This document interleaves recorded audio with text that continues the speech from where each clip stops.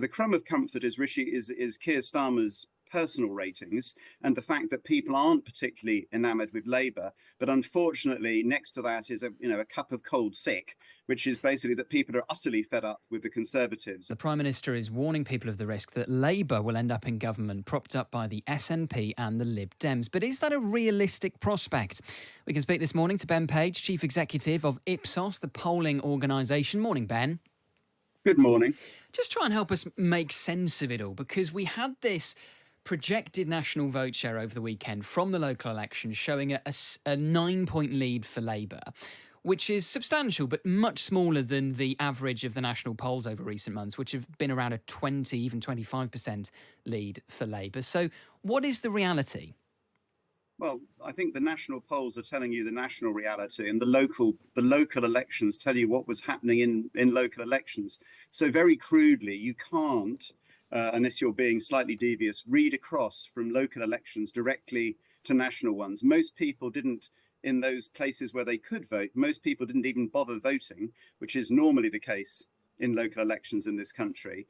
But I'm afraid the evidence we did see, of course, was that the Conservatives lost 9 out of 10 of the mayoral elections that they stood in.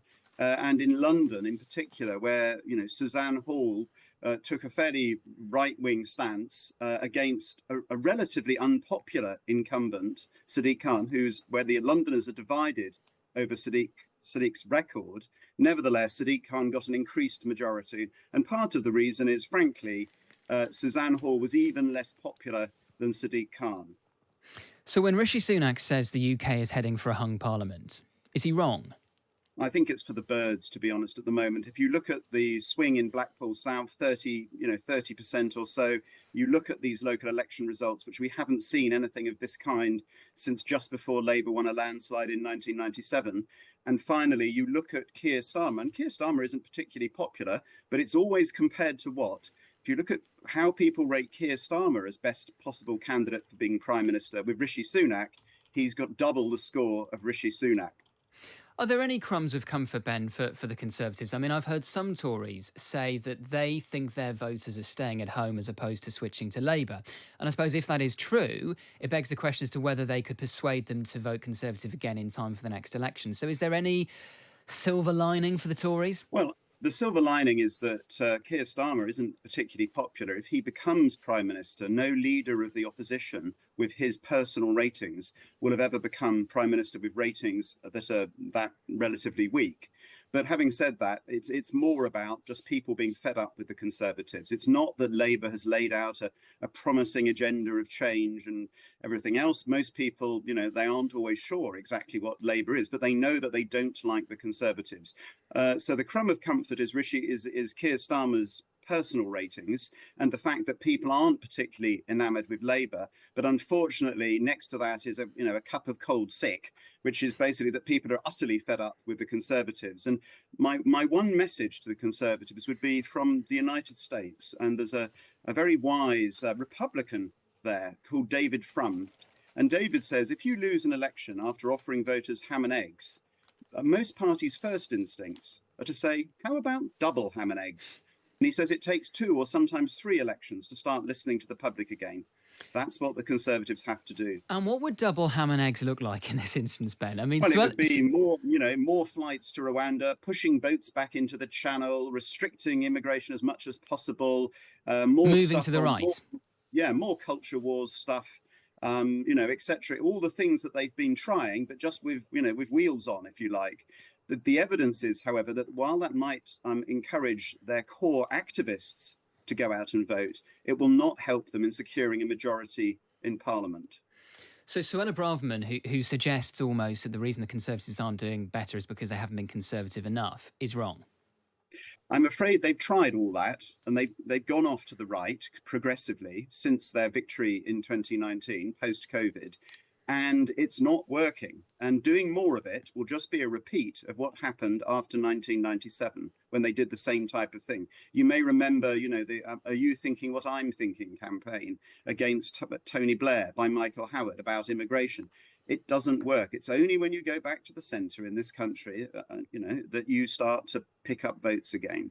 What about the threat posed by reform, though? Because something that people like Suella Braverman would probably say is that, reform's poll rating, and okay, they didn't do brilliantly well in Blackpool South. They only came third in the end, having hope for maybe second or even better. But they are still polling in the mid-teens at the moment, and some say that is because people are dissatisfied with the Conservatives because the Conservatives haven't gone to the right enough. I think there's definitely a constituency for reform, and they hurt the Conservatives far more than they hurt Labour. The issue is that there's far more votes to be won over on the centre-right and the centre of politics than there are on the far right, or on the right of politics. And so you can see a strategy which is about not losing too badly, where you shore up your core vote with red meat in order to stop them going off to reform.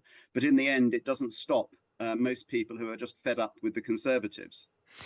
You mentioned Susan Hall in London. In the end, she lost to Sadiq Khan by 11 percentage points, which, is a significant loss, but is actually a bit less than some of the polls in London were predicting. There has been some talk from some Conservatives that had they chosen a stronger candidate, they might have actually run Sadiq Khan close. There's this ongoing debate in the party as to whether London is winnable. Is it winnable for the right Conservative candidate? I think the answer to that is yes. I mean, Sadiq Khan, people are completely split over his record, and they don't particularly find him a fascinating figure.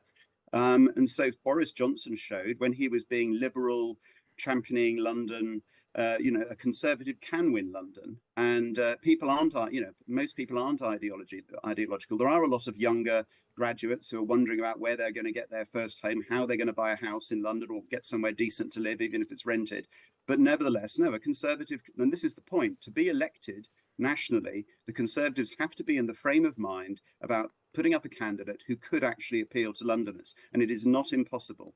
Of course, part of the problem is actually finding a candidate who is willing to run for the Conservatives at the moment, which they've struggled with in the past. I want to ask you about the SNP as well, Ben.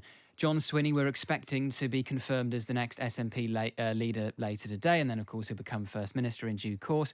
But the SNP are struggling in the polls at the moment. What is the wider implication of that, particularly for the general election?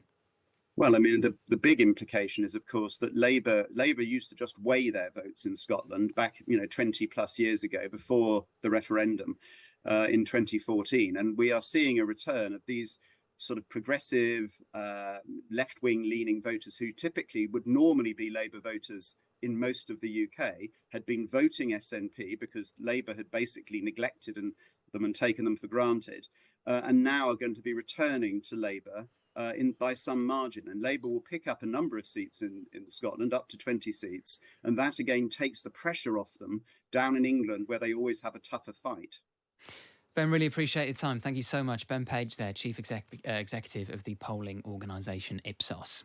It's so interesting, sort of teasing through what the Conservative strategy is going to be now, because they, as a party, do not have a coherent plan as of yet. Suella Braverman saying, look, let's tack further to the right. Other Conservative MPs on this station saying, no, the plan is working, we stick with it. Blake, good morning, says complete arrogance by Sunak. What he fails to note is the country just want them gone. I'd rather a hung parliament with a Labour Liberal Democrat coalition than this current government. Interesting. Quite a few people saying, actually, bring on a hung parliament. They quite like a hung parliament. Morning to Guy in East Dulwich, who says, I'd love a hung parliament. The Lib Dems could demand proportional representation, and by doing so, we could have a form of government that would have more control of any future PMs. Look what happened to that bloke in Scotland, and no more people like Johnson and Truss.